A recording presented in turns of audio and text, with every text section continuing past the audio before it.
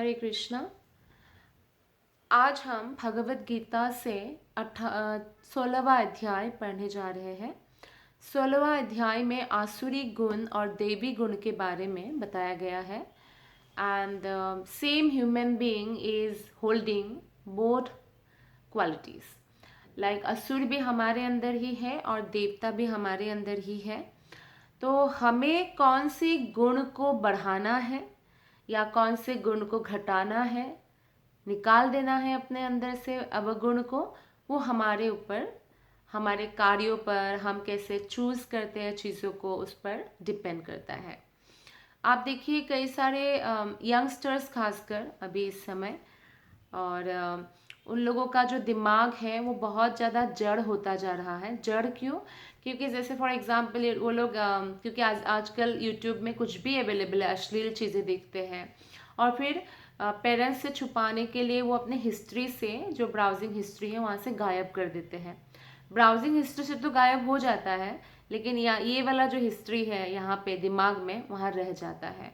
तो ये बाद में आसुरी गुण को जो है पैदा करते हैं। तो इस अध्याय में भगवान ने 26 देवी गुण बताया, जिन गुणों को पढ़कर हमें उन गुणों को अपने अंदर लाने का प्रयत्न करना चाहिए, और 6 आसुरी गुण बताया है। श्लोक नंबर 5। देवी संपद विमोक्षाय निबंधाय सुरीमता माँ शुचः संपदम देवीम अभिजातोसि पांडव।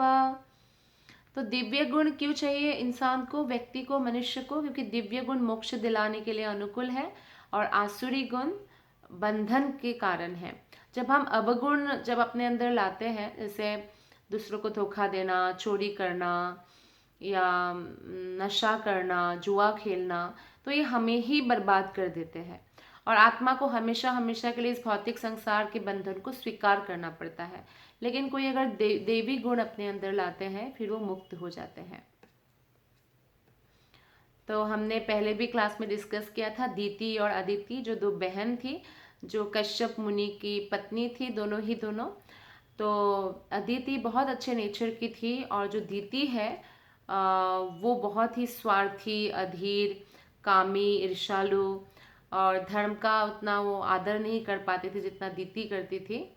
और अदिति का जो चरित्र था वो निस्वार्थ, एक कर्तव्यनिष्ठ पत्नी, सहनशील, शांत चित्त, ईर्ष्या रहित और धर्म का अनुसरण करती थी वो। तो इस तरह से जो अदिति है, वो जो भी व्यक्ति अच्छे गुणों का भंडार होते हैं वो बहुत पीसफुल रहते हैं, लेकिन जो बुरे गुणों का भंडार होते हैं वो बहुत एंजाइटी, स्ट्रेसफुल और प्रेशर में रहते हैं।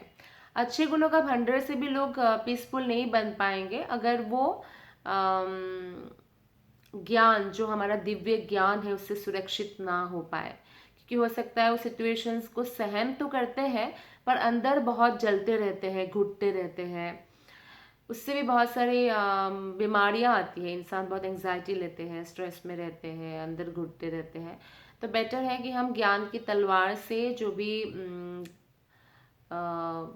ऐसी भावना उत्पन्न होते हैं उसे हम काट दें और ऐसा जीवन शैली हम फॉलो करें, ऐसा लाइफस्टाइल जिससे हमारा कल्याण हो। जैसे अदिति है और दीति है। दीति ने अपने पति से ऐसे पुत्र का वरदान मांगा जो इंद्र को मार दे, लेकिन अदिति ने कभी ऐसे वरदान नहीं मांगा कि दीति के पुत्र को, अपनी बहन के पुत्र को मार दे। जैसे आसुरी और देवी गुण में हम देखते हैं कि युधिष्ठिर महाराज, अर्जुन, पांडवगण देवी गुण से विभूषित थे और जो कौरवगण हैं वो धृतराष्ट्र के पुत्र जो है वो लोग, दुर्योधन खासकर, आसुरिक गुण से परिपूर्ण थे और इसलिए उनका बाद में संहार हुआ।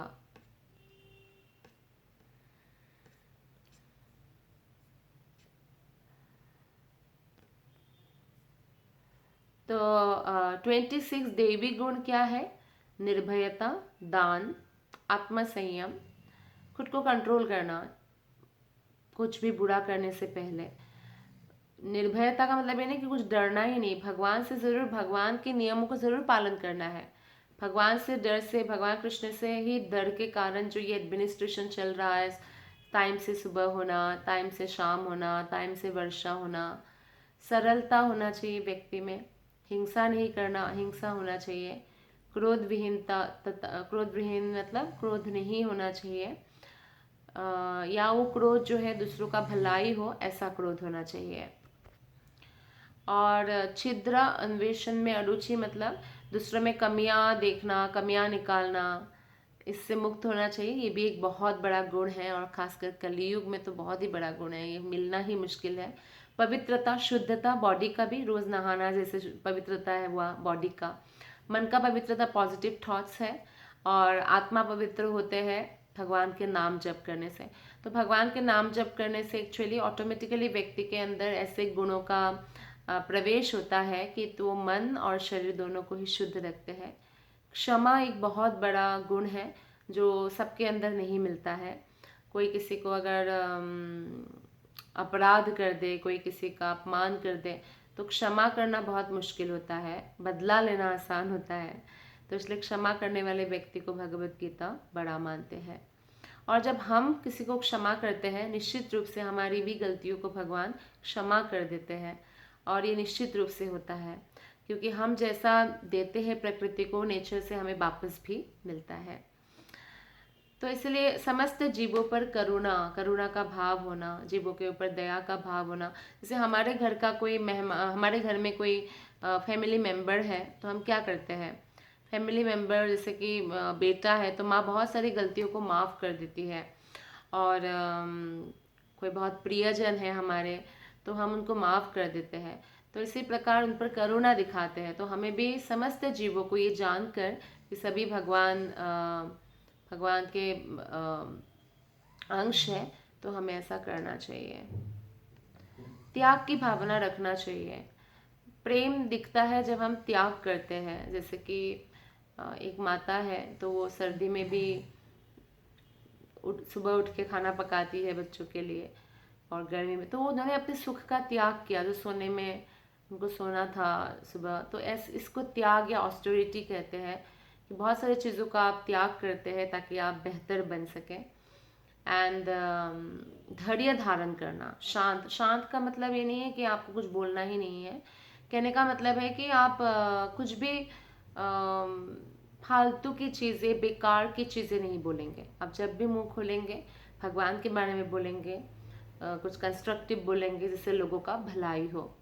धैर्य धारण करना बहुत ज़रूरी है। आपने मेहनत किया है, लेकिन धैर्य के साथ ही करना चाहिए, क्योंकि अधीर हो जाएगा व्यक्ति। जैसे कोई भक्त बन जाते हैं और अधीर हो जाता है तो भक्ति छोड़ देता है, लेकिन अगर वो धैर्य धारण करेगा तो देखेगा वो सफल हुआ है। संकल्प में डिटरमाइंड होना चाहिए बुद्धि, और शास्त्रों का अध्ययन करना चाहिए, और जीवन को एक तपस्या की तरह जीना चाहिए। मनुष्य जीवन तपस्या के लिए हुआ है। तपस्या के बिना तो भौतिक वस्तु भी नहीं मिलते हैं। तपस्या के बिना फिर आध्यात्मिक कैसे मिलेगा, आध्यात्मिक संसार कैसे प्राप्त होगा जब भौतिक ही हमें नहीं प्राप्त होता। तो हर व्यक्ति के अंदर लज्जा होना चाहिए कोई भी गलत करने से, जेंटलमैन होना चाहिए, और तेजस्वी होना चाहिए, सत्यवादी होना चाहिए, ईर्ष्या रहित होना चाहिए। दूसरों से ईर्ष्या करने से हमारा ही हृदय जलता है। सम्मान की अभिलाषा से मुक्त होने से हम बहुत पीसफुल हो जाते हैं। कोई हमें रिस्पेक्ट दे ना दे, हमें अपना कर्तव्य करना चाहिए। तो इससे हम बहुत ज़्यादा, ये पीस फॉर्मूला है एक्चुअली। इन गुणों को अगर हम अपने अंदर ला सकते हैं, और आध्यात्मिक ज्ञान का अनुशीलन करना तो बहुत ही आवश्यक है। हम कितना ही, अभी तो कितने यंगस्टर्स रोज कितना घंटा पढ़ते होंगे, इतना अभी नहीं रहा, क्योंकि इतना ज़्यादा मोबाइल एडिक्टेड हो गए हैं यंगस्टर्स। लेकिन फिर भी उनमें से कुछ है जो अपने आप को बेहतर बनाना चाहते हैं। जो लोग, जैसे आप सुन रहे हैं, तो आपके अंदर वो क्वालिटी है, भले ही आप बहुत यंग हैं, क्योंकि आपके अंदर क्वालिटी है तभी आप आध्यात्मिक ज्ञान को श्रवण करने की इच्छा रख रहे हैं। सो ऐसे इच्छा रखने वाले कोई भी आत्मा साधारण आत्मा नहीं है। पूर्व जन्मों से ही वो भक्ति करके आए हैं, तपस्या करके आए हैं, नहीं तो उनको भगवान के बारे में सुनने में कोई दिलचस्पी नहीं होती। और आत्मशुद्धि मतलब खुद की शुद्धि पर हमेशा ध्यान देना। हम दूसरों को बदलने जाए तो वो नहीं बदलेगा, बहुत चांस कम है। लेकिन खुद को बदलना चाहे तो हम आज ही बदल सकते हैं। तो उस पर काम करते हैं और लोभ लालच नहीं रखते। लालच इंसान को बहुत नीचे गिरा देते हैं, तो इसलिए ऐसे व्यक्ति लालच नहीं रखते। यज्ञ पारायणता मतलब जैसे हरे कृष्ण महामंत्र का रोज 16 माला करना, तो ये हुआ जैसे कि हर दिन हमें गिन कर कुछ भगवान का नाम का जप करना चाहिए, क्योंकि भगवान के नाम जप से होता क्या है कि हम एक्चुअली बहुत ताकतवर होते जाते हैं, हमारा स्पिरिचुअल एनर्जी बहुत मिलता है और हम भौतिक चीज़ों से ऊपर उठ जाते हैं। और ये एक हर व्यक्ति सुखी होना चाहते हैं, हर व्यक्ति का लक्ष्य है happiness. But happiness how we will get it when we will be like fixed and determined that इतना माला मुझे रोज जप करना ही है। ये बहुत इंपॉर्टेंट है, सारे शास्त्रों का ये निचोड़ है कि हमें आत्मा का आहार जो है, आत्मा को आत्मा का आहार देना पड़ेगा, नहीं तो क्या होगा, आत्मा जो है वो बहुत दुर्बल हो जाएगा और अपने आप को क्या सोचेगा कि मैं शरीर हूँ, मैं मन हूँ, ऐसे सोचेगा। लेकिन ना हम शरीर है ना मन है। आसुरिक गुण का थोड़ा संक्षिप्त विवरण है। जैसे कि आसुरिक गुण के लोग जो होते हैं उनको क्या सही है क्या गलत है उसका कोई ज्ञान नहीं है, वो कुछ भी करते हैं, गलत काम को भी सही मानकर करेंगे। और जो शास्त्र है, भगवत गीता है, श्रीमद् भागवत है, वेद उपनिषद पुराण, सबके प्रति अविश्वास की भावना रखते हैं। ये सब सही नहीं है, ये सब गलत बताया गया है, मनुष्य ने लिखा है, ऐसे बोलेंगे। क्योंकि उनको मालूम नहीं है कि मनुष्य का लिखा हुआ शास्त्र नहीं है। मनुष्य अगर लिखते तो इतना एक्यूरेट भविष्य के बारे में, इतना एक्यूरेट सब चीज़ों के बारे में वो नहीं लिख सकते हैं। तो हम ऐसे बोल सकते साधारण मनुष्य नहीं है, साधारण नहीं, भगवान धर्मम तो साक्षात भगवंत भगवत प्रणीतम। और कई लोग ऐसे भी सोचते हैं कि ये मैन ने लिखा है इसलिए औरतों के बारे में, जो औरतों को डोमिनेट किया गया है, ये मैन इसलिए औरतों के लिए इतना सारा नियम है।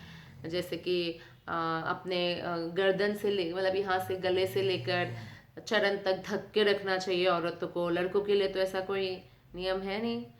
तो इस तरह से जो बोलते हैं, लेकिन ये कोई मैन ने नहीं लिखा है और ये भगवान के मुख से निकला है। भगवान ने ब्रह्मा को दिया है, आगे ब्रह्मा ने ही परंपरा चलाया है और ऐसे ही भगवान ने बाकी परंपरा भी चलाया है। तो इसलिए परंपरा को जो जानते हैं कि ये भगवान से ही शुरू हो सकता है और भगवान ही इतना एक्यूरेट शास्त्र दे सकते हैं जो कलयुग के लिए भी इतना हमारे लिए काम आता है अगर हम शास्त्रों को पढ़े। जैसे नासा भी उन ग्रह नक्षत्रों के अभी पता नहीं कर पा रहे हैं जो हमारे शास्त्रों में वर्णन है, और कितने दूर में क्या है उसका एक्यूरेट वर्णन है। या कितने समय में चैतन्य महाप्रभु आएंगे, कितने समय में चाणक्य पंडित आएंगे, कितने समय में बुद्ध अवतार होगा, ये तो हजारों साल पहले ही लिखा गया था। लिखित रूप तो हजारों साल पहले दिया गया था, उससे पहले श्रुति रूप में चल रहा था। या वाल्मीकि जो पहले रत्नाकर नाम से प्रसिद्ध थे, एक लोगों को लूटते थे, वो भक्त बन गए केवल राम राम राम जप के। वो नारद मुनि उनके पास गए और नारद मुनि को भी पकड़ा लूटने के लिए। नारद मुनि ने कहा कि मेरे पास तो वीणा के अलावा कुछ भी नहीं है, तो तुम वीणा वीणा रखना चाहते हो क्या मेरा? मैं तो बस वीणा बजाता हूँ ना, इसके अलावा तो मेरे पास कुछ भी नहीं है। तो बोलते हैं कि हाँ नहीं, कुछ कुछ तो देना पड़ेगा। तो वो बोलते हैं कि नारद मुनि कि तुम जो पाप कर रहे हो उसका कोई तुम्हारा साथ देगा? जो नरक में जाओगे कोई तुम्हारा साथ देगा? तुम उनके लिए, पत्नी के लिए कमा रहे हो, बच्चों के लिए, ये सब लूट मार करके जो कमा रहे हो। तो रत्नाकर बोलते हैं कि मैं पूछ के आता हूँ। तो नारद मुनि को बांध के जाते हैं, पूछ के आते हैं। तो सभी मना कर देते, नहीं आपका कर्तव्य है हमें खिलाना, हम तो पाप का हिस्सा नहीं लेंगे, ना पत्नी ने लिया ना माँ बाप ने। तो बहुत दुखी हो जाते हैं। तो नारद मुनि को कहते हैं कि मैं कैसे पापों से अब छुटकारा पाऊँ। तो नारद मुनि कहते हैं तुम राम नाम जप करो। तो उनको बोलते कैसे जप करे? बोलते राम राम राम राम ऐसे जप करो। तो वो इतना पाप कर चुके थे कि जब बहुत पाप करते हैं तो हमारा उच्चारण एक्चुअली बदल जाता है, नहीं कर पाते हैं हम। तो वो बोलते हैं राम राम बोल ही नहीं पाते हैं, आम आम आम। तो नारद मुनि ने कहा तुम मड़ा बोल सकते हो? मारकाट जो करते हो, लोगों को लूटते हो, मड़ा बोल सकते हो? तो रत्नाकर ने बोला हाँ मैं मड़ा बोल सकता हूँ। तो नारद मुनि ने कहा ठीक है, मड़ा मड़ा ही जप करते रहो। तो वो जप करते हैं, मरा मराम राम राम राम राम राम राम राम राम राम राम मरा मरा राम राम हो जाता है। तो जब मरा मरा राम राम हो जाता है तो वो क्या करते हैं, राम नाम का जो इतना पावरफुल है ना, हरि नाम शब्द बहुत पावरफुल है, बहुत पावरफुल है शब्द। कोई आप किसी को गाली दे दो वो कभी नहीं भूलता, तो इतना पावरफुल है। तो कितना पावरफुल होगा भगवान का नाम, भगवान को जब आप पुकारते हैं। तो इसीलिए श्रद्धा से जब हम भगवान का नाम लेते हैं, खासकर मन को योग करके, तो बहुत पावरफुल है, तो हमें करना चाहिए।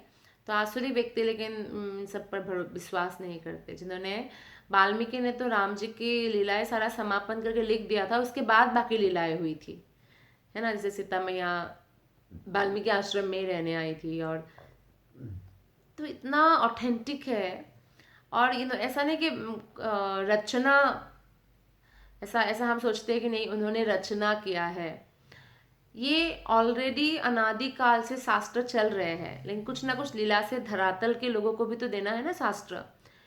हमारे जो शास्त्र जो अनादिकाल से श्रुति और स्मृति में चलता आ रहा है, वो क्योंकि मेमोरी पावर इतना नहीं है कलयुग के लोगों को, तो धरातल के लोगों को देने के लिए वो फिर से भगवान किसी ना किसी को भेज के वही चीज़ वो फिर मेडिटेट करके उसे लिख पाते हैं, because that is very shuttle. तो इसलिए आसुरिक लोग बहुत आत्म केंद्रित होते हैं, सेल्फ सेंटर्ड होते हैं, दूसरों के सुख दुख का कोई मतलब नहीं है उसको, अपने से मतलब है। अनुचित आचरण करते हैं, गाली गलौज करना, मारपीट करना, असत्य बोलते हैं और अशुद्धता मेंटेन करते हैं। तो ये आसुरी गुणों का प्रभाव है कि वो सोचते हैं कि भगवान है ही नहीं, संसार मिथ्या है, और बस बाय हुक एंड क्रुक किसी तरह खुश रहो, किसी तरह कमाओ, और बहुत कामी, अभिमानी, खुद की प्रशंसा करते रहेंगे दिन भर, दूसरों की एक प्रशंसा नहीं करेंगे। और ऐसे सोचते हैं कि मैं ही भोगता हूँ, मैं ही सबसे शक्तिशाली हूँ, मैं ही एक अच्छा व्यक्ति हूँ, बाकी सब खराब है। और इसी के कारण क्या होता है, वो हमेशा चिंतित रहते हैं, मोहग्रस्त रहते हैं, और बाद में उनको नरक ही मिलता है। और या तो नरक से भी जब वो जितना साल उनको बिताना है नरक में, उसके बाद वो पशु योनि में रहता है और कष्ट पाता रहता है।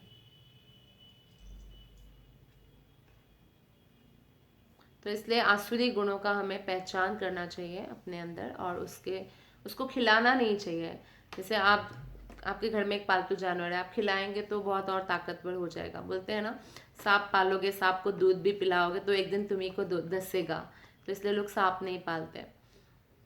तो कहने का तात्पर्य है कि हमारे अंदर भी अलग अलग गुण हैं, असुर है, जैसे कामासुर, क्रोधासुर, लोभासुर, मोहासुर, है ना। तो ऐसे जो काम, क्रोध, लोभ, अहंकार असुर, ये सब असुर है हमारा। तो इन सब को हमें खिलाना नहीं है, खिलाएंगे तो और पावरफुल हो जाएंगे। आप देखिए, जब हाथी को कंट्रोल में लाना है ना, तो हाथी को बहुत दिन तक खिलाते भी नहीं है, ताकि वो वीक हो जाए, और फिर मालिक जो बोले ऐसे ही सर्कस में वो नाचे। तो ऐसा करते हैं। और कभी कभी भी फुल खाना नहीं देते, क्योंकि बहुत पावरफुल हो जाएगा ना, वीक नहीं रहेगा। तो ऐसा हमें भी करना चाहिए कि हमारे अंदर जो हाथी रूप में अवगुण है, खराब गुण है, उसको हम ओवरकम कर सकते हैं। कि जब वो आए तो हम उसको ना खिलाए। जैसे क्रोध आया, क्रोध को तो आप जितना चाहो उतना बढ़ा सकते हो, तो आप उसको कंट्रोल कर लेते हैं। क्रोध आने पर भी क्रोध नहीं करते। ऐसे बहुत बार, कम से कम 10 बार भी आपने प्रैक्टिस कर लिया, तो आप देखेंगे धीरे धीरे आप ओवरकम कर पा रहे हैं। तो नरक के 3 द्वार के बारे में बताया गया है भागवत गीता में। एक है काम, एक है क्रोध, और एक है लोभ। काम मतलब जो जो जैसे कोई पुरुष है, वो अपने मैरिड लाइफ को छोड़कर एक्स्ट्रा मैरिटल अफेयर करते हैं, वो द्वार खुल जाता है, नरक का द्वार उनके लिए खुल जाता है। और लालच, भयंकर लालच, जो व्यक्ति को रिश्वत लेना जैसे कार्य में मजबूर कर देते हैं, या बाय हुक एंड क्रुक लोगों को मार पीट के भी कैसे भी पैसा कमाओ, तो वो हो गया। और क्रोध तो आपको पता ही है, बहुत भयंकर है।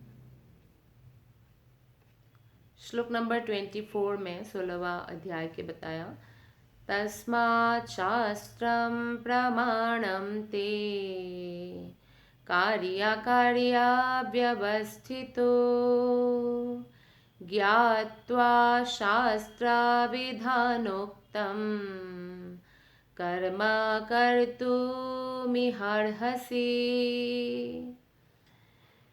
इसलिए मनुष्य को ये समझना चाहिए कि क्या कर्तव्य है, क्या अकर्तव्य है, मतलब क्या हमें करना चाहिए और क्या नहीं करना चाहिए। और ये आपको कहाँ से मिलेगा? बहुत सारा मैन मेड लॉज है ना, लेकिन हमें गॉड मेड लॉज को फॉलो करना है, क्योंकि आत्मा के लेवल पर वही लॉ फॉलो होता है। और जब हम गॉड मेड लॉज फॉलो करेंगे तो ऑटोमेटिकली हम मैड मेड लॉज के प्रति भी योग्य हो जाएंगे।